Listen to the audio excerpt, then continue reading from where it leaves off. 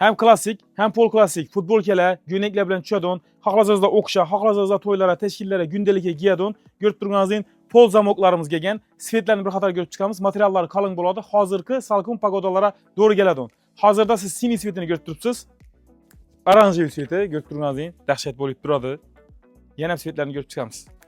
Temniy yashil sveti однотонный variantda bo'ladi.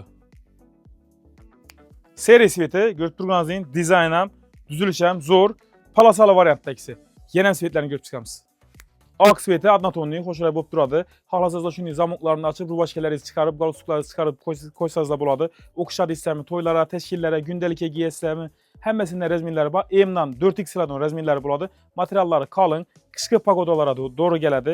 Baholarni bilishni istasangizlar, kommentariyaga plus qoldirib qo'ysangizlar, men sizlarga to'liq baholar bilan ishlangan videoni tashab qo'yaman. To'liq baholar bilan ishlangan videoda sizlar kiyib turgan shimim, ya'ni chalurim, oyoq kiyimlarim haqida to'liq ma'lumot olasizlar baholar bilan ipini ignasidan do'stlar. Hozirda butun O'zbekiston bo'ylab dastavkalarimiz mavjud.